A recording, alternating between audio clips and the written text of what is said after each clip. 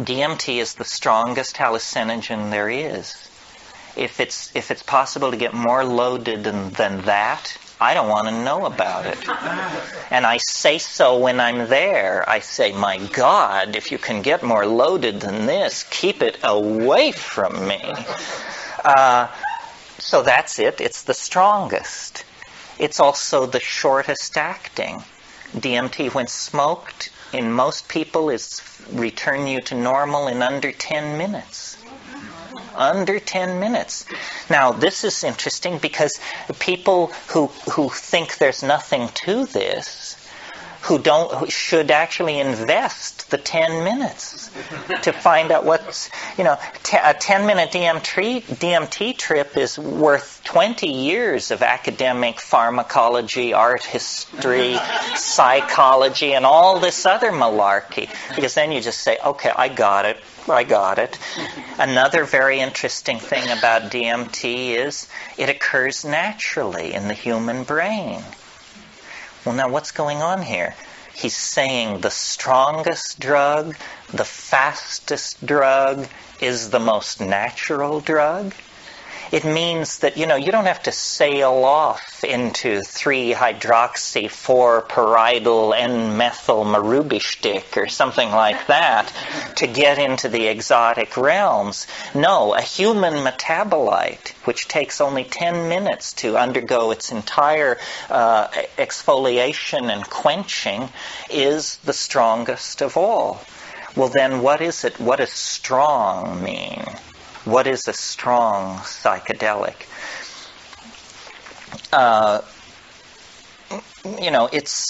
It's highly personal. Every psychedelic trip is. But what happens on DMT for a large number of people, we don't have any statistics, but it is a completely confounding experience. You may have had the expectation, you might think if you had never had a psychedelic experience, that it sort of begins like the Bach B minor fugue and goes from there as you rise into the realms of light and union with the deity or something like that. That's not what happens on DMT. What happens on DMT I referred to this morning. A troop of elves smashes down your front door and rotates and balances the wheels on the after-death vehicle, present you with the bill, and then depart. And it's completely paradigm shattering. Union with the white light you could handle. An invasion of your apartment by jeweled self-dribbling basketballs from hyperspace that are speaking in demotic Greek is not something that you anticipated and could handle. Sometimes people say, is DMT dangerous? It sounds so crazy. Is it dangerous? The answer is only if you fear death by astonishment.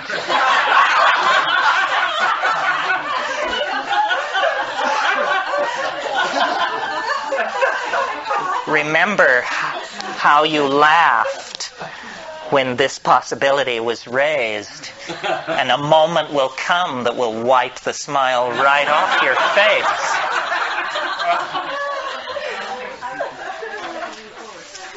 And this death by astonishment thing,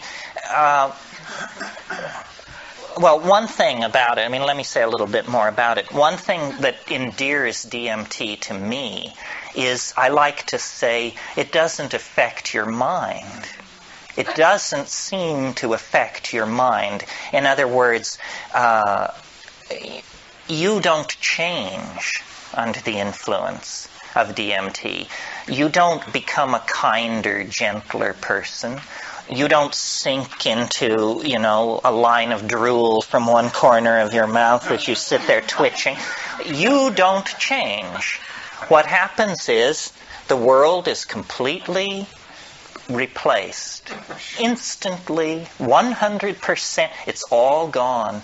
And what is put in its place, not one iota of what is put in its place was taken from this world.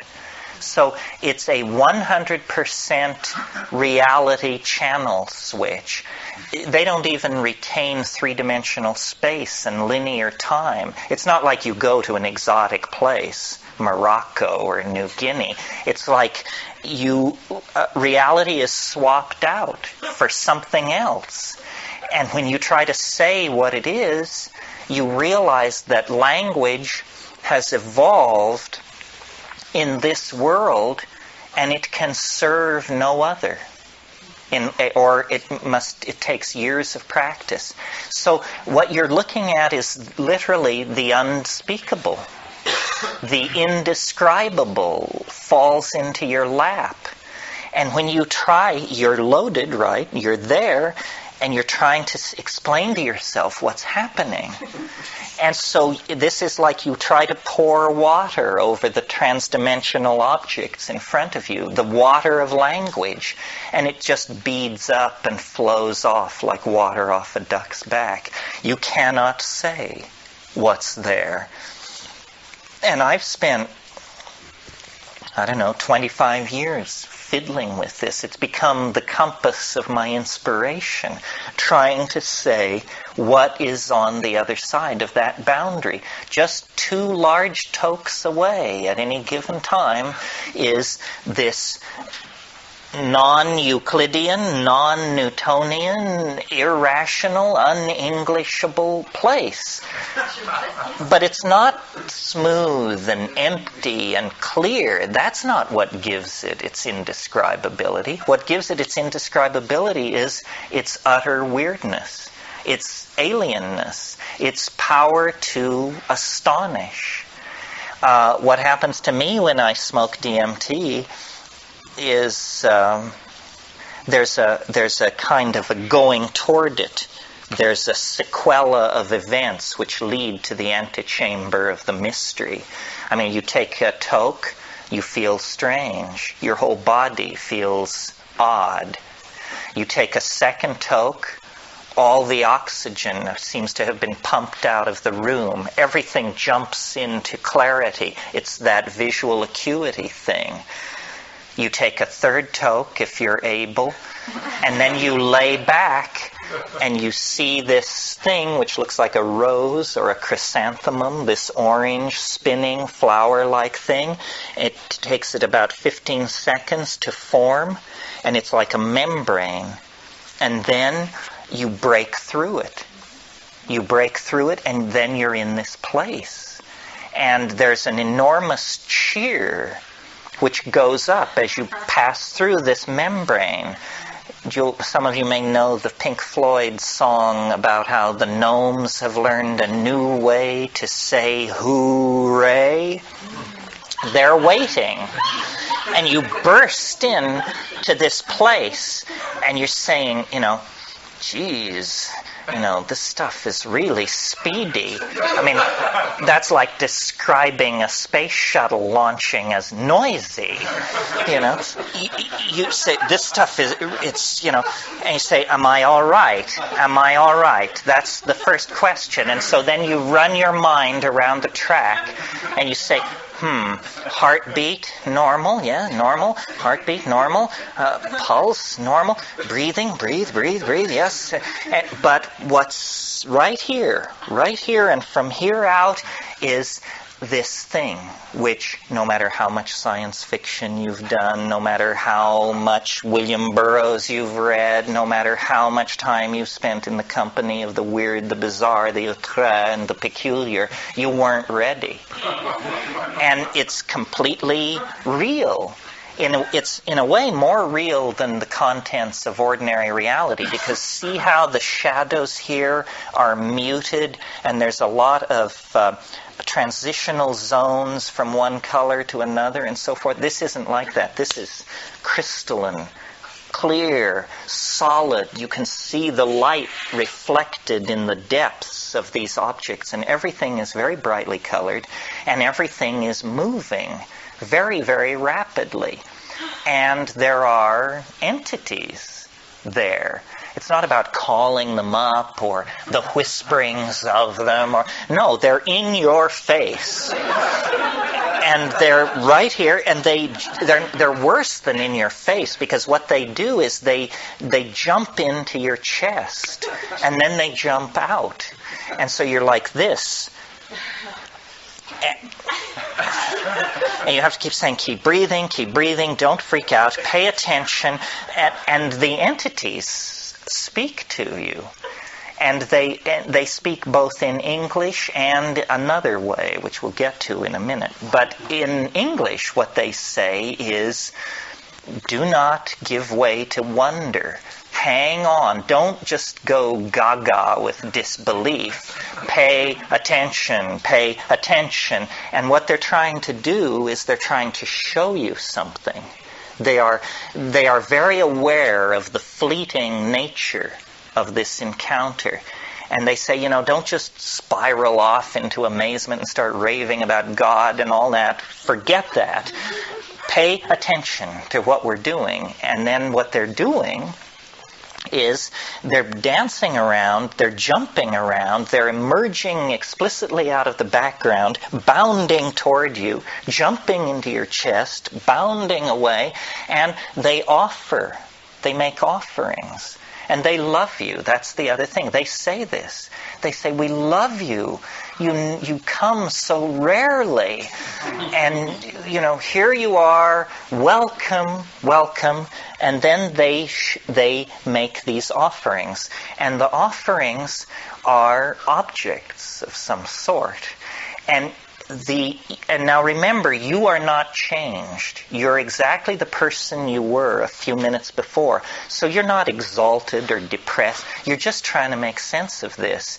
And the objects which they offer are like Fabergé eggs, or exquisitely tooled and enameled pieces of machinery, but they don't have rigid outlines. These objects are themselves somehow alive and transforming and changing. So when these creatures, I call them tykes, when these tykes offer you these objects, you grok it, you look at it, and immediately, because you are yourself, you have this realization, my God, if I could get this thing back into my world, history would never be the same. A single one of these objects is somehow, you can tell by looking at it, this would confound my world beyond hope of recovery. It cannot exist. What I'm being shown is a tiny area where miracles are being transformed. And the creatures, the tykes, are singing. They are speaking in a kind of translinguistic glossolalia. They are actually making these objects with their voices. They are singing these things into existence. And what the message is do what we're doing. You can do what we're doing. Do it. And they get quite pushy about this. They say, damn it, do it. And you're saying, but, and saying, no, do it now, do it. It's saying, I can't handle this, And then this kind of reaction goes on for a while. Well, then I don't take credit for it. It was not willed, but like something comes up from inside of you. Something comes out of you, and you discover you can do it. That you can use language to condense objects into existence in this space. It's the dream of all magic. But here it is, folks, happening in real time. And then they're just delighted. They just go mad with delight and turn somersaults and turn themselves inside out. And they all jump into your chest at once. And after many encounters of this sort, when I first did DMT, I couldn't bring anything out of it. I mean, I just said, it's the damnedest thing I've ever encountered, and I can't say anything about it, and I don't think I ever will be able to say anything about it. But by going back repeatedly and working at it, I think I've gotten a pretty coherent... Well, let's not go that far. I think I've got a pretty clear metaphor, anyway, for what's happening in there. And I think a lot of people have this experience. When you talk to shamans, they say, oh, well, yes, the helping spirits. Those are the helping spirits. They can help you cure, find lost object. You didn't know about helping spirits? I said, well, I knew, but I had no idea, that it was so literal. Say, oh no, that's the helping spirits. But then the other thing they say, if you press a shaman, if you say, well, what exactly is a helping spirit? Say, well, a helping spirit is an ancestor. Say, you mean to tell me that those are dead people in there? Say, well, yes, ancestor, dead person. You didn't know about ancestors, apparently. This is what happens to people who die. And you say, my God, is it possible that what we're breaking into here is an ecology of souls? That these are not extraterrestrials from Zenebel Ganubi or Zeta Reticuli Beta. These are the dear departed. And they exist in a realm which, for want of a better word, let's call eternity. And somehow this drug, or whatever it is allowing me to see across the veil. This is the lifting. You want to talk about boundary dissolution. It's one thing to get tight to your partner. It's quite another to get tight to the dear departed of centuries past. That's a serious boundary dissolution when that happens. What these creatures want, according to them, is they want us to transform our language somehow. And I don't know what this means. I mean, at this point in the weekend and in my life, we all are on the cutting edge, and nobody is ahead of anybody else. Clearly we need to transform our language, because our culture is created by our language, and our culture is toxic, murderous, and on a downhill bummer. Somehow we need to transform our language. But is this what they mean? That we're supposed to condense machines out of the air in front of us? How does this relate to the persistent idea promulgated by Robert Graves and other people that there is a primal language of poetry? That poetry as we know it is a pale, pale thing, and that at some time in the human past, people were in command of languages which literally compel belief. They compel belief because they don't make an appeal through argument or metaphor. They compel belief because they're able to present themselves as imagery. William Blake said, if the truth can be told so as to be understood, it will be believed. And so these things and it's very confusing, because you wonder, you say, well, have people been doing this for thousands of years? And if so, have they always encountered this tremendous urgency on the other side? If people have been doing it for thousands of years, why is there this urgency on the part of these entities?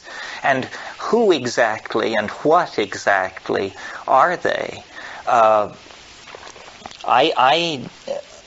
It appalls me, you can probably tell, that I have to talk about this, because this is not my bailiwick. I mean, I'm a rationalist who's just had a very weird set of experiences, but I am a rationalist. I mean, I have no patience with channeling, the lords of the many rays, the divas, and there's this whole thing going around about disincarnate intelligence, and it's mostly under the control of fairly, shall we say, non-rigorous thinkers. But I like to think that I am a rigorous thinker, and yet here I am telling you that, elf legions await in hyperspace, one toke away. The difference between my rap and, the Findhorn folks or somebody like that is that we have an operational method for testing my assertion. We can all smoke DMT, or you can make it your business to now find out about this and see for yourself. And not everybody agrees with me. I mean, some people say, it wasn't anything like that. But some people agree, and I think if you get 2 out of 10 agreeing with a rap like this, then you better pay attention. Yeah, somebody... It was me. You said that no amount of meditation or anything else prepares you for it. And, I've certainly smoked a fair amount of DMT, and I've maybe not 50 times, but probably approaching that, and I'm still not prepared for it. Each time it seems like, all the times before haven't prepared me for what I get into. Is there a point where you found that you are prepared? No, you're never prepared because, in fact, and I mentioned this last night, something goes on in the DMT flash that I don't think anyone can bring back. There is, at the core of the experience, something is revealed that is so appalling that nobody can bring it back into ordinary reality. And that's why it's hard to understand, because as Steve, I've done it a number of times, and every time I approach it, it scares me shitless. I cannot approach it any other way. And it's physical. My palms sweat. I can't hold the pipe. My hand shakes. I wish I hadn't gotten myself into this situation. I fear it like death itself. That's the clue, folks. I think that what happens, and I've reached this opinion by reason and rationalization, not by direct experience. I think that what happens at the center of the mandala of that experience is that you do understand that these are souls. You have some kind of experience which converts you to this view beyond a shadow of a doubt. I'm not saying you meet your dead grandmother, but it's something like that. And that experience is simultaneously so affirming and at the same time so paradigm shattering that you can't retain it. You return to this world with a story of jeweled self-transforming basketballs and Fabergé eggs and a lesson in hyper language. But there is a moment, I think, where you find out something truly, truly paradigm shattering that you can't even tell yourself. It's such an appalling revelation. And the only thing I can think of that would fill that bill is something about the nature of life and death. That you actually go under the board, you find out the thing which nobody is ever supposed to find out in this world. And I suspect it's what shamans know. That a shaman is a person who knows the unspeakable secret. And once you know it, there's no going back. You become fey, enchanted. You're touched by the other. You now are a part of fairyland. And this gives you, I don't know what it gives you, charisma, magical power, healing, the possibility to heal. But it also sets you apart from your fellows because they don't know from it. They don't know. Science can't survive in that environment for half a minute. The entire construct of Western reason disappears into that dimension like hurling an ice cube into a blast furnace.